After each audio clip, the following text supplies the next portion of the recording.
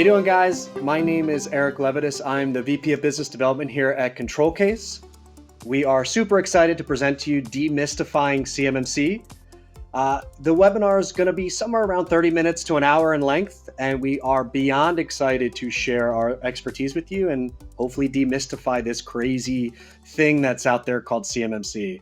So before we get started, like I said, the webinar itself will be around 30 to 60 minutes. So we will have ample time for a few questions at the end or during the middle. Alexy and I are very easy.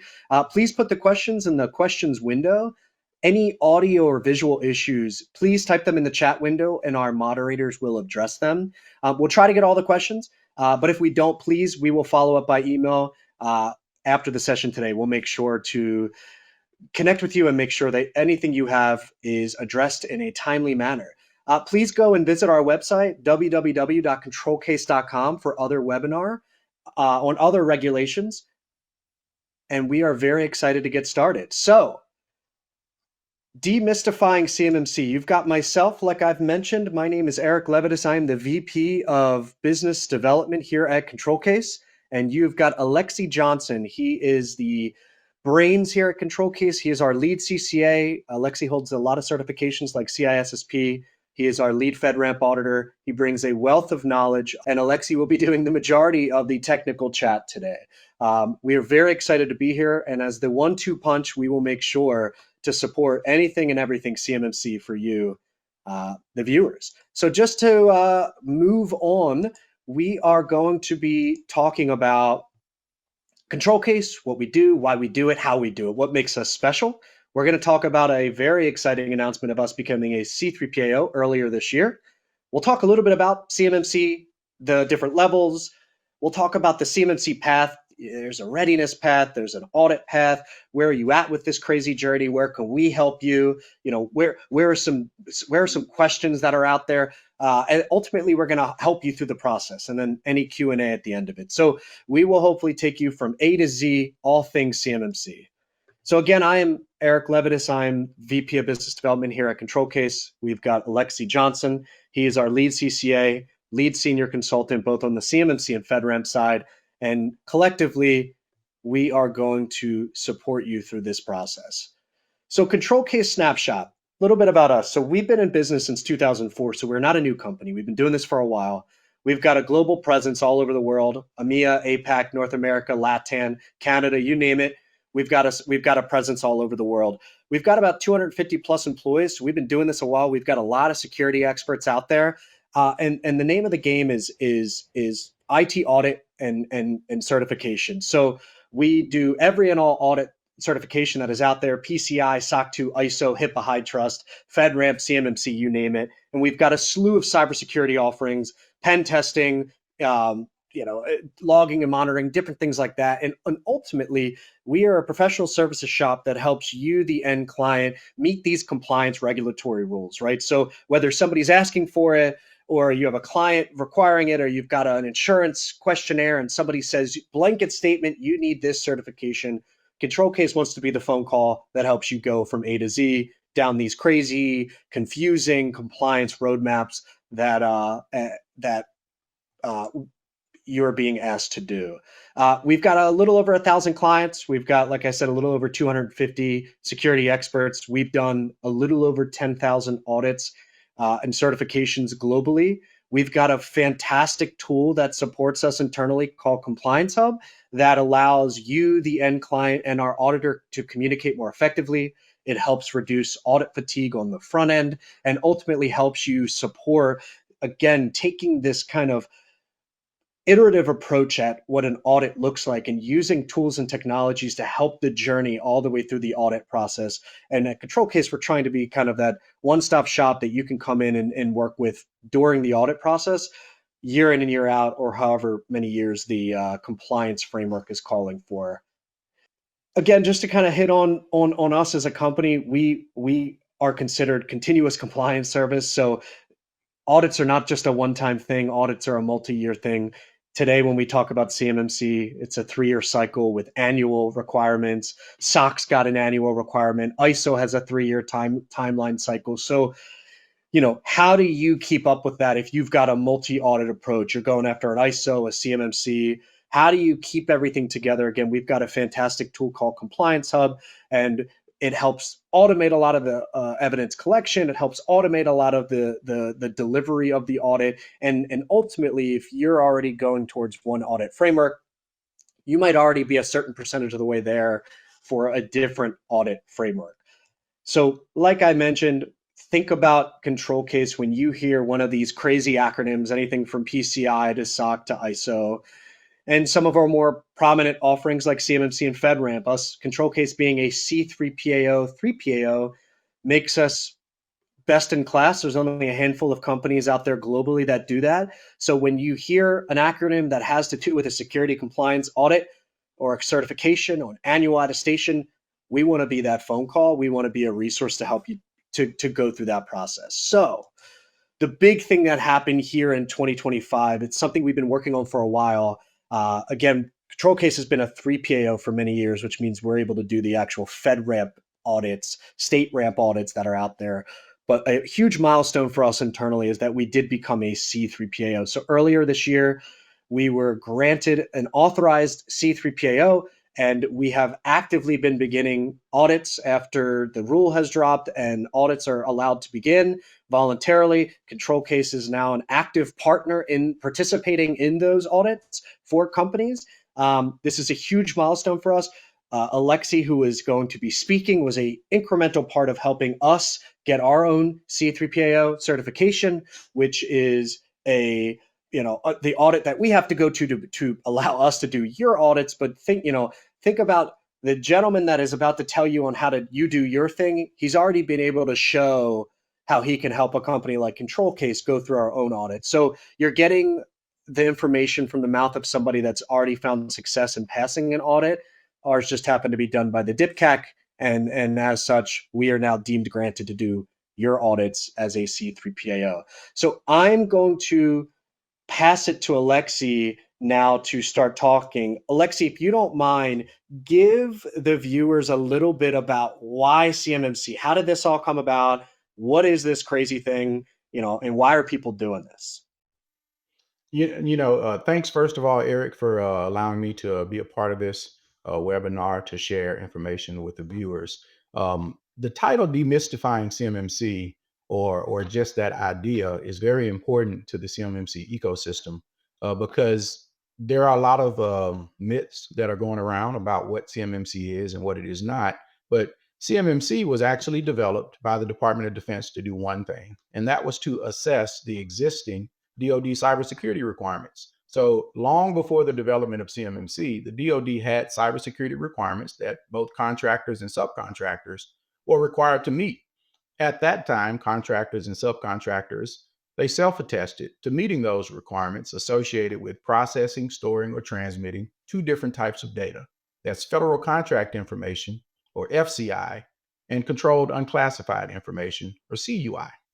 CMMC is just an assessment program that's designed to give the Department of Defense assurance that contractors and subcontractors are meeting the cybersecurity requirements for non-federal systems. So I just want to say again, CMMC is just an assessment program. It didn't come with a set of requirements. It only came with rules that govern how certifications and how assessments are actually going to take place. So the level of assurance that's provided is going to be based on the type of data that's stored, processed, or transmit in a contractor's information system. So is it FCI?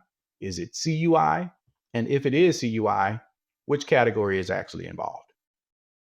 I think it's interesting. I think a lot of people in the ecosystem say, I need to be CMMC compliant. What are the CMMC, what are the controls in CMMC? And we have to remind them CMMC is just the audit over top of what's been out for a while, NIST 800 171. And I think as we move on to this next slide, talk to the people about the three different levels of CMMC. Talk to them about, let's maybe dive a little deep into NIST 800 171 and the requirements and where that plays a factor. But, I think you hit the nail on the head with educating the community of like why CMMC exists and what the CMMC umbrella looks like. But let's break down 1, 2, and 3 and kind of where the average government contractor lands.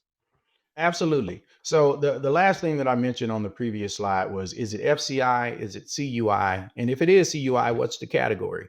Well, that's the beginning of all things related to CMMC. Generally, the first level involved for federal contract information, or rather the protection of federal contract information, is level one. There are 15 requirements that are aligned with Federal Acquisition Regulation 52-204-21, which is basic safeguarding of covered contractor information systems. These are very simple requirements. Do you have antivirus? Do you have boundary protection devices? Do you have usernames and passwords? Do you have physical security? The very basic requirements that have always required just an attestation at the contract level that you're meeting those requirements. So CMMC level one is going to be no different. Contractors or subcontractors are going to be required to perform both an annual self-assessment and as well as an annual affirmation. Now, you may be asking, why a self-assessment and an affirmation? Well, the self-assessment is what you do to determine if you're meeting the requirements. The affirmation is you saying at a senior leadership level of your company, yes, I'm meeting the requirements for the required scope that's processes, stores, or transmit whatever the protected data is. So for CMMC level one, that would be federal contract information. And for CMMC level 2 or 3, that is CUI. And so I'll just say in the beginning that level 3 is more advanced protections. So it's going to be contract dependent. Not everybody will be required to get level 3. The way I like to think about it is the Department of Defense does a lot of different things. There are people who make towels for the Department of Defense. There's people who make boots for the Department of Defense. But there's also people who make fittings that are going to be added to weapon systems that are used to help the warfighter win wars. I was in the Air Force, so warheads on foreheads. If you're involved in those warheads, you may have a level 3 requirement, but the rest of the people, level 1, level 2. So I'll shift and just talk about the differences between level 2 and level 3. So level 2, 110 requirements aligned with NIST 800-171 revision 2. And there's 2 paths to certification for CMMC level 2. And the path is going to depend on the category of CUI that will be processed within a contractor's information system. CUI, or rather the CUI registry, has what's called organizational index groups. And the Department of Defense actually has one of those groupings. So if the category of CUI that will be involved in the contract is from the Defense Organizational Index Group, an actual CMMC level 2 certification assessment is required every 3 years, along with an annual affirmation. So again, there's that word annual affirmation. After a C3PAO comes in and performs a CMMC level 2 certification assessment, the OSC, or the organization seeking certification, has a requirement to attest to the fact that, yes, we're still operating the system as it was assessed, and we're processing the data, the CUI in this case, in that environment, and we're not using other systems. That's the point of the annual affirmation, is that you have to say, yes, we're doing it the way we said we were going to do it, because these are 3-year certifications. So what happens in year 2? What happens before the next assessment rolls around? If it's not in the Defense Organizational Index Group, it's going to be a self-assessment every 3 years, along with an annual affirmation. So one thing I mentioned in the very beginning, there are no requirements for CMMC other than how the program is supposed to be managed. All of the requirements, as you can see from level 1, came from FAR 52-204-21, and from level 2 came from NIST 800-171. Well, there's 24 additional requirements that are being added for CMMC level 3 that are aligned with NIST Special Publication 800-172. But there are some differences with how level 3 is going to happen. You first have to begin with getting a CMMC level 2 certification. And after that CMMC level 2 certification, DIPCAC, or the Defense Industrial Based Cybersecurity Assessment Center, is going to come in and actually assess the 24 additional requirements from 800-172. So that's also going to be required every 3 years, along with an annual affirmation. So, Alexy, I actually have a question in from the audience, and I think I see this a lot in industry. A lot of people say, well, I need level 3. And usually that is coming from the old 5 levels of CMMC, where level 3 is now the new level 2. But there is a community out there of people that do genuinely need level 3, which is what you mentioned, which is the path forward is C3PAO assessment and then DIPCAC audit on top of that. How does the end consumer, the government contractor, know they actually need the new level 3 or just level 2? So the organizational index groupings, that's going to determine ultimately what type of level 2 you need. But to date, there has been no real information where the Department of Defense has said these are the contracts that are going to require level 3. That's why I just use, my imagination says if you're developing eyelets for a boot for a military member, it may just be level 2 as a requirement. But if you're developing nuclear technology, if you're developing the next generation airframe to help fight wars, if you're developing, some type of munition, those things may likely require level 3 certification, at least at the highest level of the contract award. And the rest of it may be dependent upon the type of the type of extra data that goes along with it.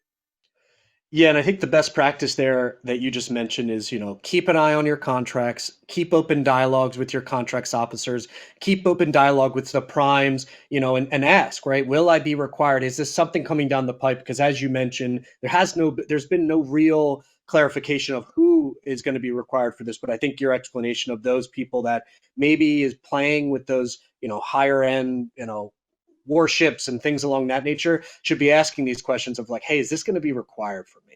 So I think we touched on this a little bit, but at least at ControlCase, what makes us unique is we can either help you get ready or we can audit you. There is no both, right? So we've taken a really strong stance here at ControlCase, as all the other auditors should as well. And the Code of Professional Conduct says we can either help you consult or we could do the certification for you. So how do you know where you're at with this process? Maybe, can you share a little bit about, because we get it all the time. They're like, I'm ready for an audit. And my first question is, are you sure?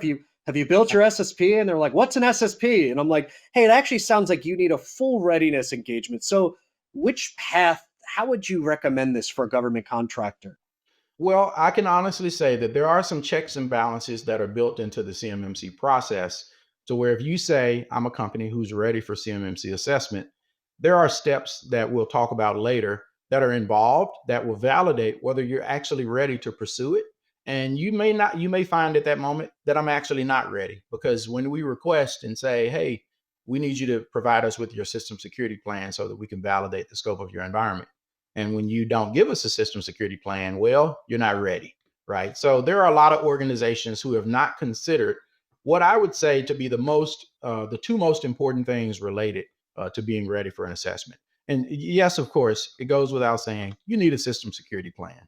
And there are specific requirements around what it needs to entail.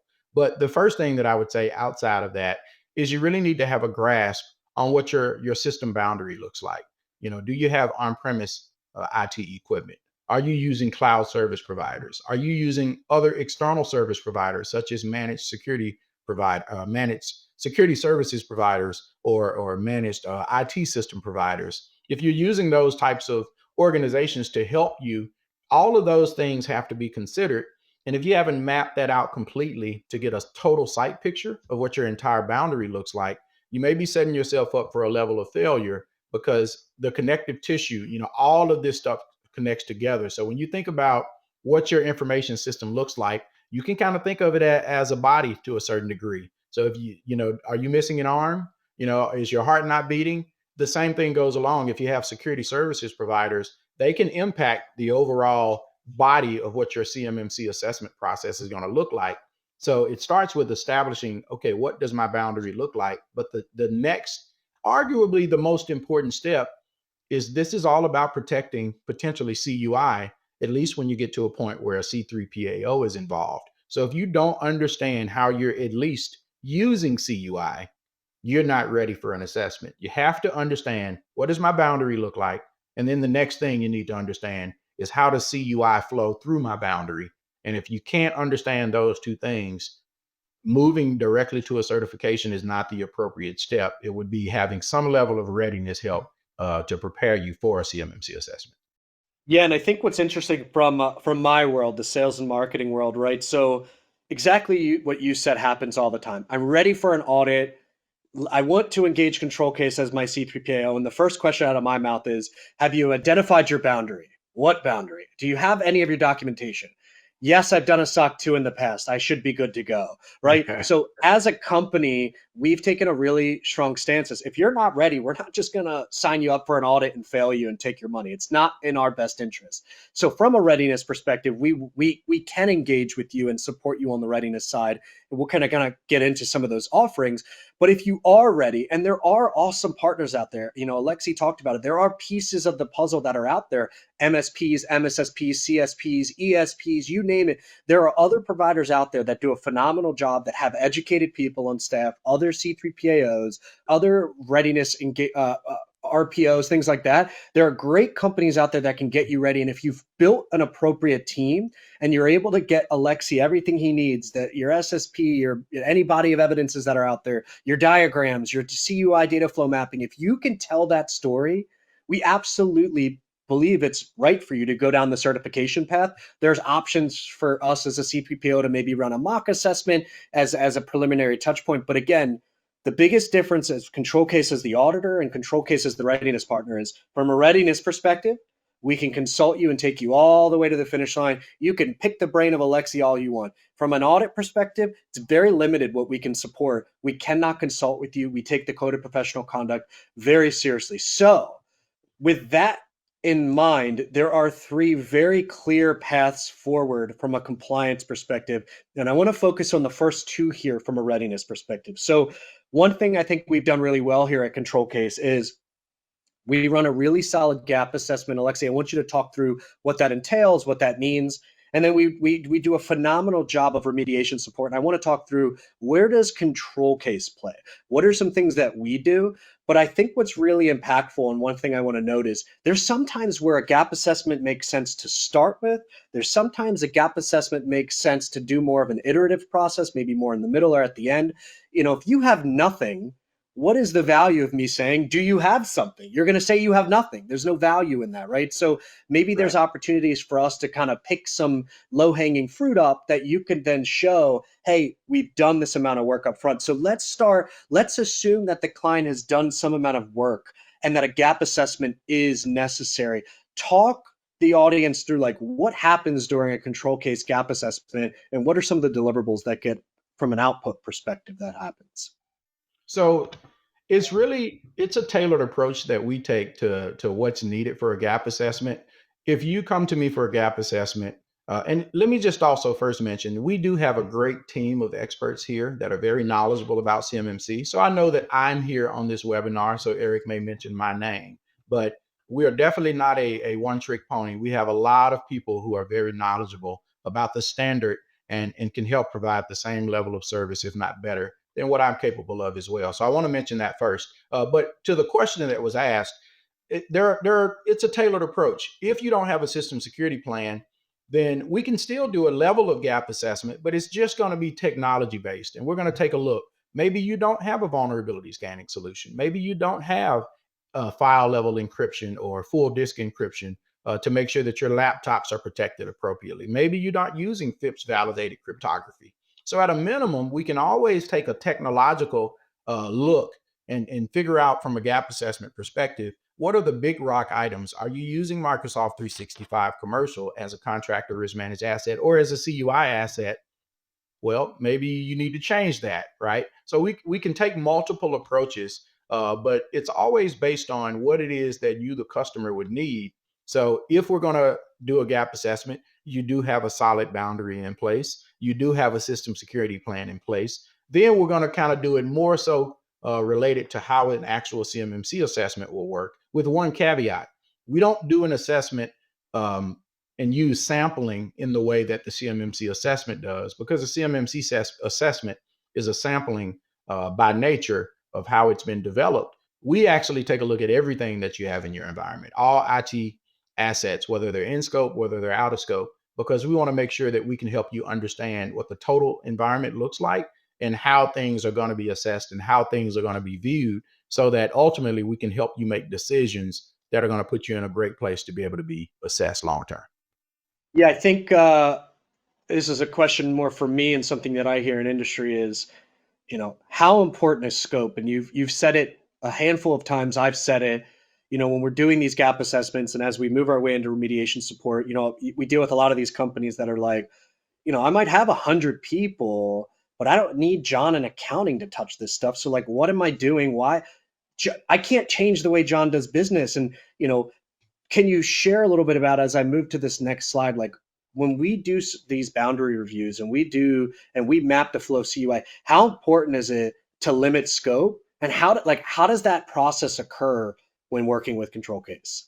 I'm going to use an analogy to help start this conversation. So when you think in terms of your body is, you know, in most cases, two hands, 2 feet, 2 legs, 2 arms, a torso, and there's various systems that are involved in our body. So just imagine if you were going to have some type of physical or some examination, what's in scope for that assessment? Well, it's your entire body, right? However, you're getting an EKG performed, or if you're getting some type of cardiographic exercise cardiology results, if there's a medical professional listening, I may not have said that exactly correctly. But if you're having somebody to look at your heart, then the assessment is of your heart, even though your entire body is in scope, right? Even down to your foot.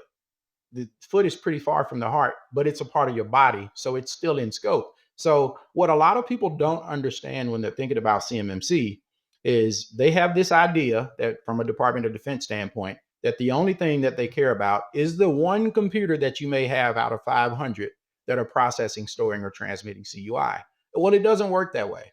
NIST 800-171 gives credence to the idea that if you want to reduce your requirements, then you need to create an enclave or a separate security domain. And don't think Active Directory domain, but something that's governed by a set of policies or procedures from a technical standpoint, as well as administrative.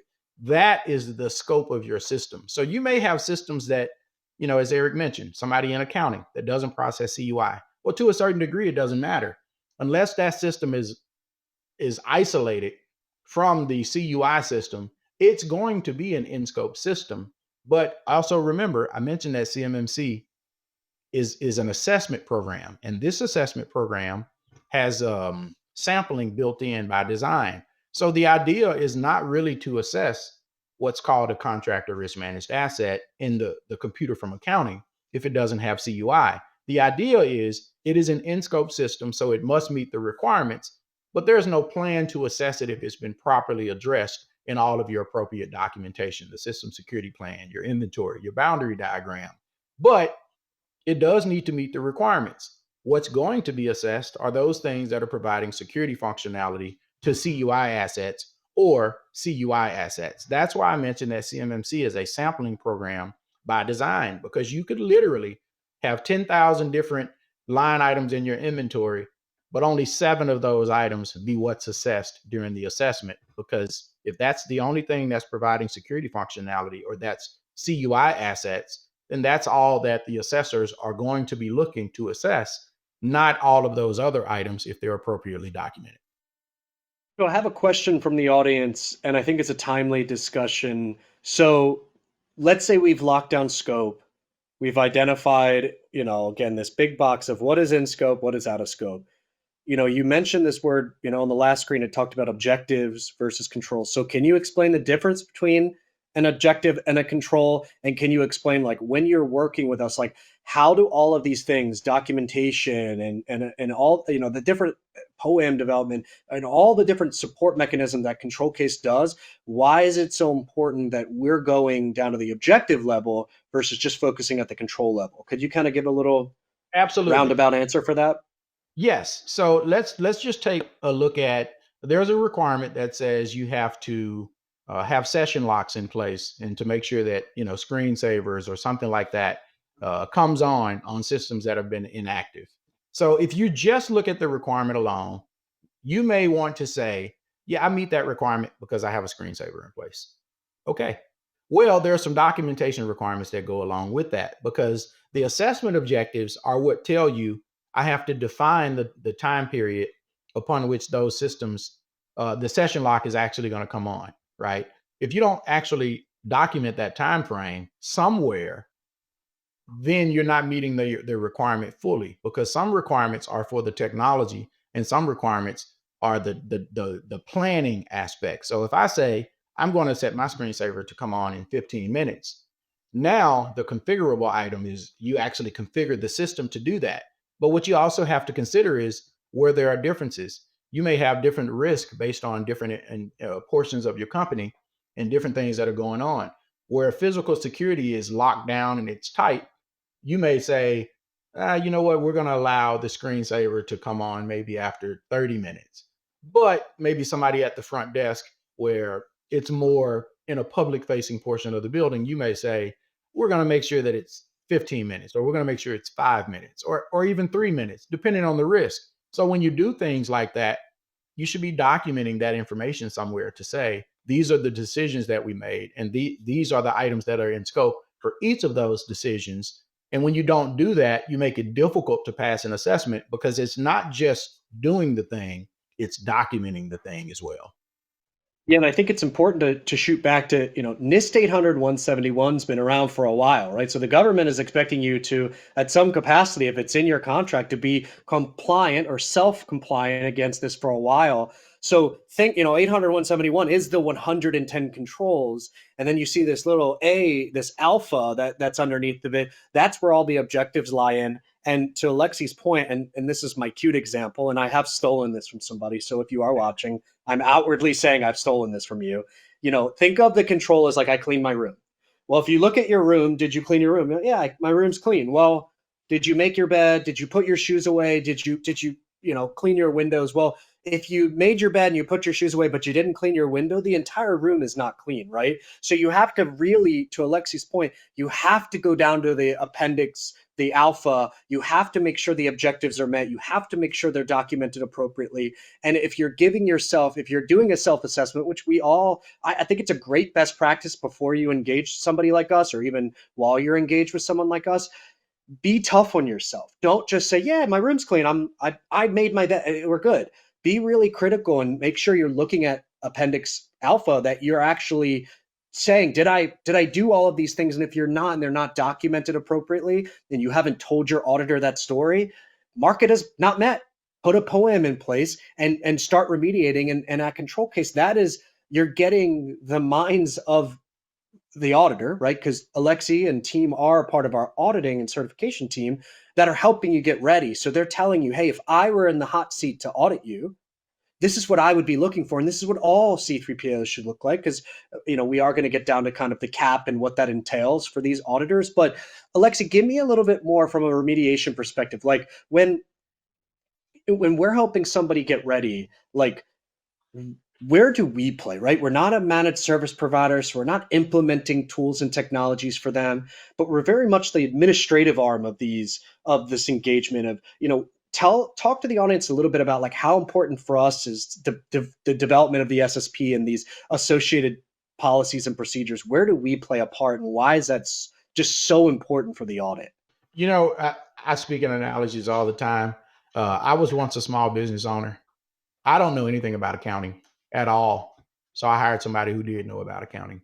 And that's one thing that a lot of small businesses, you do the thing that you do very well, but the things that are related to other regulations that you have to follow. So for example, if you have to be PCI compliant because you're processing credit cards, you may not know anything about that, right? You may fabricate an awesome widget, but you may have no idea about HR compliance. So you may outsource that service to somebody who understands how to do it. I'm not advocating for this company, but a lot of people use ADP. Well, I like to think that they hire them because they consider them to be experts in their field. What companies like ControlCase do when it comes to remediation support is we understand exactly what the requirements are. And not only do we understand the requirements, we are technologists. Many of us have been in IT for 15, 20, 30 years even. So we understand most computing environments that we encounter. So it's not just about there's a one size fits all approach. We can actually work with you and help you determine, based on your risk appetite, controls that can be put in place to meet the requirements that are both effective, but that can be cost effective as well. Because I ask people regularly when I'm having consultations, is it an effective control to say, I'm going to put a piece of paper on the front desk to say, this is how I do physical access. This is how I audit all of my physical access. And I ask them a question: is this an effective control? And the first answer is always no. I say, well, how did you measure effectiveness? Effectiveness is measured. It's not just determined. So if by chance you have continuous monitoring in place and you do spot checks regularly to make sure that people are actually signing that log when they go in and out of the facility, that can be an effective implementation of a control, but it has to be measured. So what we do is we work with you to determine, again, based on your risk appetite and how your business functions, what are some appropriate ways that you can meet these requirements, and then we can help you to document those things and help strategize on types of technology that you may want to use or other security systems to make sure that those requirements are being met appropriately. I want to rephrase a couple of things you said just because I think they're so very much important. There is not a one size fits all approach. There are many ways to get to the finish line. CMMC is very descriptive about what it's asking for, but how to get there, it's very important. Alexy said it. What is your risk appetite? Do you want to manage an entire enterprise of CMMC compliant people, technology, services, processes, people? Fine. Then you need to build your CMMC journey to prepare for everybody to be in scope. Or do you not feel like you can manage both from a budgetary perspective and just an oversight perspective, everyone in scope, even if it's 10? And you're saying really only, again, I can make a case for only John in accounting to be in scope. And my risk appetite says I don't want to manage the other 9. I don't, and I could prove that CUI only flows to John. And I'm going to build out all my tools and technologies and documents to build this really solid box around only John. And as long as you could paint that picture to the end auditor, it's in our best interest to make sure that your risk appetite and your budget appetite are aligned. And it's not just us saying, well, you got to be in GCC high. Sorry, can't do anything about it. Well, there's some situations where based on the information you use, that might be a recommended solution. But whether you use Google or Box or Microsoft, or I mean, again, there is not one size fits all. There's just risk appetites. And if you go this route, will be the best. This will be the other things you have to buy because of this. If you go this route, it might be more expensive, but here's what you can assume. You'll have less responsibility because there's more responsibility on why, right? So there's a lot of things to consider when engaging a partner. And what we see in industry, unfortunately, is I could get you to the finish line as quickly as possible and as cheaply as possible. I hate that. We certainly want to get you there quickly and budget effectively, but you want to do this right the first time so that when you go up to those pearly gates of the audit, and the auditor, that there's no surprises. You have all the documentation and they don't come back to you and say, I know you've invested all this time and energy, but you're not ready. That's a horrible discussion to have. So I just wanted to hit on those points, Alexy. Those are so important. So now as we pivot, right? So this is ControlCase on the consulting side. Now let's remove all of that. ControlCase as the C3PO, which I do think is the value statement of why to work with us on the readiness side, is we're the guys and girls doing the audit. Don't you want to work with us to do the readiness? So let's say you found somebody else. Again, lots of great people out there. I think we can get into a little bit later of like what makes a good readiness partner, but you've engaged ControlCase as your C3PAO partner. Can you just kind of take the viewers through just an oversight of like what the process looks like and kind of what are some of the stuff we're looking for? We could prod and poke a couple of questions in there, but just outline this crazy mythical beast of like the C3PAO audit for people to understand. Absolutely. But before I do that, I just want to mention something related to the why ControlCase for the readiness portion as well, is because we're very practical. We're not a company that believes you have to do this, you have to do this. We are a yes if company, right? We're not a no, you can't do that. We're a yes if. There may be a scenario where you want to use a specific technology or you want to use have a certain process in place, and we'll evaluate that on the merit of understanding how to evaluate its effectiveness, and we'll say yes, you can do that. If sometimes there's going to be a no, but our goal is to determine how you can do what you need to do most effectively, because we don't want to break your business processes. We have people who have worked in industry that understand that your ability to make money is the most important one that you have as a company. And sometimes these can be cost prohibitive security measures that you put in place. So we don't want to break any of those things. We want to help you devise strategies that are practical and that are appropriate and that can be proven from a compliance standpoint to actually be meeting the security requirements time and time again. That's what our goal is from a readiness standpoint. Now, to Eric's specific question about the assessment process, there's 4 phases that are listed within the CMMC assessment process, or the CAP. But for all intents and purposes, you can just look at it as pre-assessment, assessment, and post-assessment. During the pre-assessment phase, that's where the contractual things occur. That's where we work to understand what type of resources are going to be needed. Do you have on-site assessment requirements? Do we need to actually come and do the portions where we physically validate things? Maybe we look at how you manage your audit logs, or maybe we look at how you manage the physical side of doing configuration management. How are you blocking access to some of your critical servers or infrastructure devices? Understanding, is there going to need to be service provider participation? Is this anticipated to be a 1 week, 2 week, 3 week assessment? All of those things come before we actually get to the assessment. And some of that is considered in the CAP as preliminary proceedings. But after we get through those phases and we go under contract, now we go into the phase that's considered pre-assessment. And that's where we validate your scope.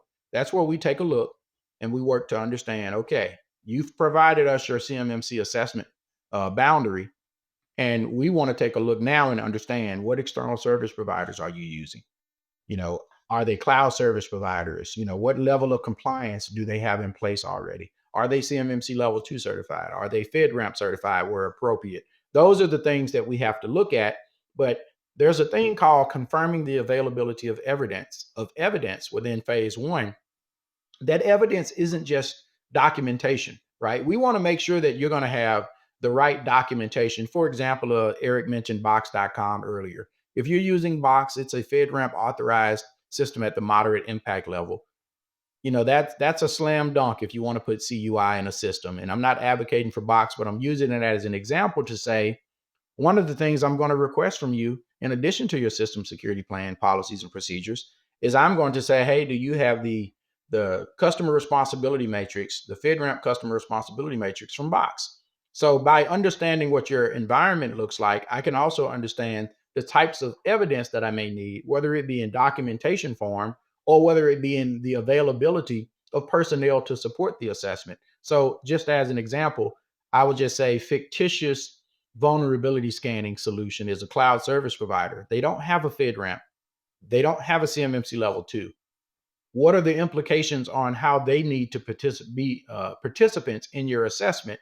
If you can't get them to participate in your assessment, well, that's an issue of availability of evidence, and you may never actually enter into the assessment phase because you can't provide what's needed to be able to be assessed. So whether that's documentation or whether that's a third party that's supporting your organization, depending on what the scope of your environment is and how they're involved, they could impact your ability to be successful during an assessment. Now, it doesn't mean you fail, but if you can't get the assessment, you can't get the contract award. So at a certain level, there is a failure that's inherent. Maybe you didn't fail the certification assessment, but if you never start, you can never get it. So those things have to be understood as well. So after that part, before I get into the next parts of what the CAP entails, Eric, did you have any questions or comments that have come in related to that? Yeah, I think you kind of hit the nail on the head as it relates to like what you're expecting. So the question is, if you had to rapid fire 2 or 3 common pitfalls that you're worried about, or you see in industry when somebody comes to the footsteps of ControlCase and they go, I'm ready for my audit, and we start these preliminary steps to collect evidence, like what are you seeing are the 2 or 3 things that are most missed by industry that could cause either an immediate failure or non-move forward in the process? So I want to just say, we won't call it an immediate failure because you didn't necessarily fail. But if you can't advance in the process, you may as well look at it as a failure because you can't start. So those things are really simple. When you look at the CMMC rule or even the scoping guidance, it talks about the OSC requirements for the 5 different categories of CUI assets. People have to look at those and they have to see, it says documented in your diagram, documented in your inventory. If it says document a CUI asset in your inventory, you should have some level of labeling so that it's understood that it's a CUI asset. You should be documenting at least within your inventory to say, this is a CUI asset. This is a security protection asset. This is actually in my system, but it's an out of scope asset. and be ready to justify why it's an out of scope asset, right? There are certain documented things that you have to have in place. So that's a big thing right there.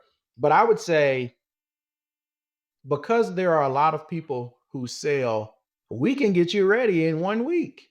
Well, wait, there is more. It doesn't always work that way. You have to connect the dots.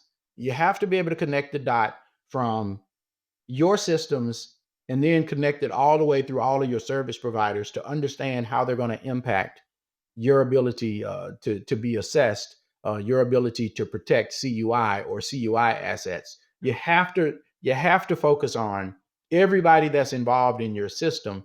You may have a managed services provider that's using a remote management tool. Well, the managed services provider, their system may be in scope because they may be collecting information about your system or providing you security services. But that remote management tool that they use to remote into your systems, well, that's meeting security requirements as well. So now you have to consider what the compliance implications are for even that remote management tool, not just your managed services provider. You have to consider every piece of it. If they have an on-site vulnerability scanner that's collecting data in your environment, sending it to their environment, but is actually managed in the cloud, there are layers that have to be considered when you're looking at how third-party providers at any level are involved in the protection of your system or involved in storing CUI. A lot of people mess up with the idea of backups. They think to themselves, "Oh, I have this appliance that's on premise and it takes all of my backups. Is it offloading it to a cloud? Are you sending CUI to a non-FedRAMP cloud at this point?" Those things have to be considered. And that's one thing that I have noticed that companies don't always consider. But you know what? There's an honorable mention that just popped into my mind. Another thing that companies don't fully have a grasp on is, if you're using a FedRAMP authorized provider to do anything for you, they are going to have a validated customer responsibility matrix. But you have to actually look at it and figure out, based on the controls that they're meeting for you, you have to see what your responsibility is. When companies sell products to the federal government, being a FedRAMP assessor, I can just speak to something that I have noticed with a lot of those products. The access control mechanism, or where the usernames actually come from, it's typically the federal agency who's responsible for providing access control for their users. So what does that mean? That means that, I'll give you a social media example. Sometimes when you go to a website, you see an option that says sign in with Facebook. You can use your own Facebook account to authenticate somebody's website. A lot of the products that have FedRAMP authorizations, they were designed with the federal government in mind, who uses common access cards or PIV cards. They have their credentials on a card. They put it in a card reader, they put it in their PIN, and they can authenticate. When you consider that, there are certain requirements that you may not be able to fulfill by simply utilizing a FedRAMP authorized product. You have to dig into the shared responsibility matrix to understand how they say you can only meet this requirement when you configure it through the use of your own identity provider. You have to understand things like that, because it can cause you to fail an assessment. There's a simple requirement: store and transmit passwords cryptographically. What if your provider says you have to use an identity provider and you didn't? That's a 5-point requirement. You'll fail an assessment immediately. Just off of not using single sign-on, you'll fail the assessment immediately. And those things are not evaluated during phase 1. They're evaluated during phase 2, when we actually conduct the assessment. I make sure that you give me the shared responsibility matrix, but I don't validate if you followed the shared responsibility until I actually perform your assessment. So just make sure that you understand the connective tissue between the organization seeking certifications information system and every provider at every level. Don't stop with your one level MSP. Go further and figure out what systems and services are they using to provide you services, because they could all be in scope. They could all have to come and sit on these assessment calls and actually participate, and increase the risk of you not being successful on your assessment. So providers can be great to use, but if providers don't fully understand what they need to do in this, they can be a big risk for you, and could cause you to fail an assessment. Huge. Yeah, I see that all the time. Those are the same type of things that I'm sharing with clients. I heard, manage your supply chain effectively. All your ESPs, CSPs, MSPs, do the due diligence of who owns what. Got to paint that picture to the auditor. Make sure you have appropriate documentation. Again, make sure you are doing your due diligence of who owns what, when, where, and why. And again, there's no such thing as getting ready in a week because the auditor will sniff that out immediately, right? So let's keep moving through the process, and then we'll sign off. And I do have some extra questions to finish up, but yeah, kind of finish. How does the process? What's the middle and what's the end look like? So the assessment part is it's pretty easy. We review your documents to prepare, and then we spend time with you doing interviews and observing different tests that we may ask you to perform. For example, if you have an Active Directory environment and you have users to log onto your workstation, and then, we may want to see, what does MFA look like? We may want you to demonstrate that to us so that we can see it. You may have other access control systems that may not be using those same credentials, that may be network-based authentication. We want you to show us how you're doing MFA in those environments. You may have audit log collectors or things that are forwarding information. We may want to actually observe those types of things taking place during the assessment. So a lot of people have this idea, unfortunately, that you can just provide us evidence and we just accept evidence, and then we don't actually dig into it to figure out what's actually happening. Well, there are 3 assessment methods that NIST has created, and they are examine, interview, and test. When you're dealing with good assessors, we don't just look at the processes that you say you have in place. We actually talk to you about those processes to make sure that the way you're doing it matches the way you documented that you're going to do it, because that speaks to an unmet requirement. When you say you do it one way, but you document it another way, that's a deficiency. Everything has to be in lockstep. You have a system security plan that we look at. You have policies that provide governance that we look at. And the way you actually perform your job is not based on the SSP, it's based on your procedures. So we want to see your procedures because that's what's going to tell us how you do your job. And if what you're doing isn't matching your procedures, then it all rolls up from there. So now this requirement is not met because you documented the wrong thing. So you have to consider those things. But we do, as we work through the assessment portion, we do daily checkpoints to give you an understanding of requirement by requirement. Does it look like it's met? Does it look like it's not met? Are there evidence or artifacts that we need you to submit to us as a result of what we've seen, as a result of what we've heard, as a result of what we've read? Those things continue to occur. And once we get to the end of that, we go into phase 3, where we simply begin to compile results. We compile all the results. We document in the CMMC assessment results workbook all of the artifacts that were used, all of the personnel that we talked to, what did we examine, what did we actually test, and then we provide the additional fields as required. And that ends the process. If you're successful, we eventually get to a place where we do an outbrief and issue you a certificate of status, a CMMC certificate of status for level 2. If you're not successful and you have the opportunity to do a POAM, we take you through that process and we issue you a conditional certificate of status. But if you're not successful, we just do an outbrief. We document the results and upload them into EMAS. And then, you have to kind of start from square one. I want to just quickly mention, an assessment is a full assessment. There is no such thing as a partial assessment. You may hear companies saying, the only time you get a partial assessment is when there's a POAM closeout assessment. The only thing we come in and assess are the items that were not met. We come back and we assess those. But if there's a situation where you actually fail an assessment, even if you come back to the same assessor again, there is no, well, these are the 25 that I failed. Are you just going to assess those? No. An assessment is a full assessment of 110 requirements, 320 assessment objectives every time. Unless it's a closeout POAM, it will be a full assessment. But once all of that's done and you get your certificate of status, you can go forth and be awarded various contracts based on, the level of CMMC that you've been awarded. This is great. We do have some questions. So I appreciate Alexy. So this does conclude the presentation. I'm going to go through a couple of Q&A questions that we have.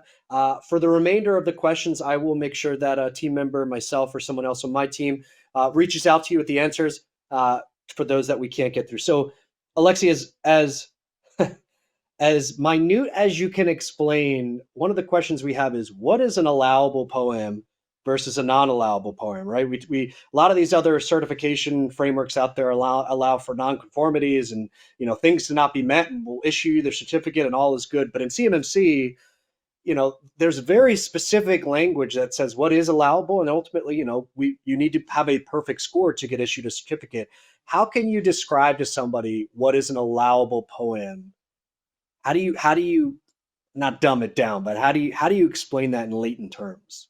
So it's actually pretty simple. So there's just a couple pieces of criteria, right? So the NIST the NIST 800-171 DoD assessment methodology has developed a scoring mechanism such that the maximum point value is 110.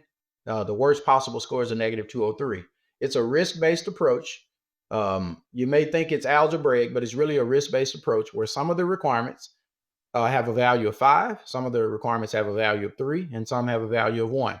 So the very first thing is, if you have any non-met requirements that have a value of 3 or 5, and a few more select ones that DoD added in that have a 1-point value, any of those requirements will cause you to fail. There is no opportunity to have a POAM that would allow you to get a conditional CMMC level of status. You actually fail the assessment, and the results will be documented and submitted.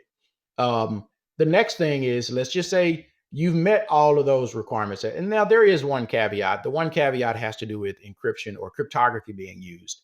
If you're using cryptography or encryption, but it's just not FIPS, then that's a 3-point value, but that one can be added to a POAM based on the rule and based on the cap. The other scenario that has to be met, so that's the first one, to meet all of those requirements. Now, 80% of your requirements have to be met of the rest of. So if you have 110 requirements, you've met all of the 3s and 5s, you've met all of those 1s that the DoD said you also have to meet. Now you just have to have 80% of those requirements met. And if you do that, you can have the opportunity for 1-point requirements to add them to a POAM, and you can get up to 6 months. And if you don't get that assessment within 6 months, then it turns from conditional to a failure, and you don't get a CMMC certificate of status at that point. But as long as you get that closeout assessment within those 6 months, and you're successful in showing how they've been implemented, then you can actually convert that conditional certificate of status to a final certificate of status that'll be good for 3 years. And me just knowing you, where can the consumer find this definition of an allowable POAM and all the verbiage that you just mentioned? Because it is So, out there. Where can they look at it for? so the easy place to get it, there's 2 places. If you Google search CMMC, you're going to see a DoD CIO website. If you click that, there's a documentation section, and the rule is there. If you go to the Cyber AV website, cyberav.org, you look at the resources, go to the download section. It's going to list both the new CUI, the CMMC rule, and it's also going to list the cap. And both of those documents have information related to it. I think just to hit on a couple of things you said, they're time bound. They're very specifically outlined of what you can and what you can't do. And I just think it's something to note, the C3PAOs out there aren't just making, well, we don't think that's right, so you failed and there's nothing we could do, right? We have a very specific process. If you do not meet these certain point values or percentage completion, we have to fail you, right? You pay us the money. What happens next, right? You've got to go fix these things, and you've got to come back to either us or a different C3PAO and go through the whole process again. Alexy mentioned it. There's no such thing as, well, I missed like 50 controls, so I just need a 50 control assessment. Nope, got to go through the whole process again. It is why it is imperative to be ready the first time. Go through that assessment process once, not having to go through it, pay all this money and fail. So I think that leads me to my next question. So, a lot of the consumers out there hold SOC 2 certs, hold ISO 27001 certs. What is, if I'm a OSC and I'm already ISO 27001, what's the lift to get CMMC certified? Is there a percentage? Is it even non-comparable? Like I it's a question that we've gotten for the audience, but I've gotten it all the time, is I'm ISO. Shouldn't I be most of the way there for CMMC? It's not that much work, right? Can you just kind of share what does that look like? Even if it's, I know before I've asked this to you, you've giggled. So what is the I was lift from an ISO or a SOC? So ISO is much closer when it comes to 800-171 because some of the requirements do map from, well, what happens is 800-171 requirements map to 853 and 853 requirements. There's a mapping to ISO. So if there is a mapping that exists, it means that you're a little bit closer, but you're not all the way, because what I have learned over time is NIST is the most specific set of requirements and controls out there. And one of the reasons is because there's something that exists called organization defined parameters. And whereas they're not 100% listed in all cases for 800-171, they are hidden in there. I talked about the screensaver earlier. Well, an organization defined parameter is the value that you set to say, after this many minutes or after this time frame, my screensaver is going to enact and lock the session of my workstation. Those are organization defined parameters. A lot of the other frameworks just tell you you have to have screensavers, or you have to make sure that you're protecting your systems from unauthorized access. And if you can show how you're doing that, maybe a screensaver isn't even required because you have physical security controls in place, or you have some. But NIST has very specific types of requirements that they don't want any tribal knowledge. They want everything to be institutionalized, which means system security plan documents what your environment looks like, the protective measures that you have in place. The second half of it documents how you plan to implement the requirements, or how you have implemented the requirements. But the idea is that governance comes from the organization through policies, and how the people actually perform to meet the control requirements is through your procedures. NIST works that way. That means you're a mature organization when you're not just doing it, but you say you're doing it and you're following what you said as well. That's maturity. And that's really the intent behind most NIST frameworks. I won't say that other frameworks don't work that way, but they don't work that way. Not in the same way that NIST does. So it's very nuanced to make sure that, there's 110 requirements and 320 assessment objectives. So you could literally fail your assessment if you just think at the top level and you say to yourself, okay, I see what this requirement says. Here's how I'm meeting this requirement. You're going to fail the assessment if you do that for all 110, because you're going to miss something related to the 320 assessment objectives. There are for example, there's an audit and about accountability requirement that wants you to basically collect audit logs to support after the fact investigations, right? Well, there's also retention requirements listed in there that if you don't document retention requirements and actually retain the data for that time frame, there are requirements to select the types of events that will actually be audited within your system. And if you don't select those events, you're going to miss an assessment objective and you'll fail that requirement. So this is, in my opinion, very simple. Sometimes, implementing the technology to help it work for your business case can be a little bit difficult. But in terms of looking at the requirements, looking at the assessment objectives, and putting something in place to meet them, that can be a very simple process, based on your risk appetite. It's just there's always a disconnect. People just look at the requirement. They don't even look at the discussion that gives you an idea of what the requirement is talking about. They don't look at the assessment objective. So how can you fully meet requirements where I'm going to assess you based on the assessment objectives? You can't kick and scream and say, well, that's not in the requirement, that's in the assessment objective. Well, you're going to be assessed based on the assessment objectives. So consider them when you actually devise the strategy for how you're going to meet the requirement, because that's what this program is. I always hate to say this, but this is a voluntary program. The Department of Defense loves the innovation that comes from the companies who support and are part of the defense industrial base, but it is an all volunteer program. The government is not forcing any organization to be involved. They're simply saying, if you are going to be involved and you're going to get this type of data, this is how we want you to protect it. And if you want to know how to properly protect it, look at the requirement, look at the discussions associated with each requirement, look at the assessment objectives. If you don't feel that you can work that out and navigate it on your own, that's where ControlCase comes in. We can provide you the support. We don't give guarantees because it's impossible to give a guarantee, but we believe we understand exactly what's necessary to make sure that you're successful in an assessment, and not in a way that requires the bank to be broke, but in a way that supports your mission and business processes and practices to be effective and to be able to show it to any assessor who comes along. Final question. So the question is, where is CMMC going? So obviously with Katie Arrington coming in, the new procurement officer, this FAR CUI rule that's looming out there, 48 CFR that's still waiting to be, put into contracts. Me personally, I get it every day. Oh, I hear CMMC is going backwards again. It's like, how are you gathering that?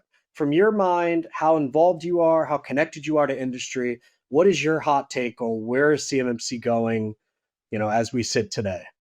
Well, as soon as the acquisition rule is effective, then CMMC begins. That's when phase one begins. That's when you'll have level 1 and level 2 self-assessment requirements. 12 months from that, that's when solicitations will begin to receive level 2 certification. But here's what's happening. Many of you aren't prime contractors. A lot of you are subcontractors. And what prime contractors are doing, I've actually had a conversation with a company, and I asked them, I said, hey, you're not giving CUI to this sub. Why are you requiring them to be 800-171 compliant?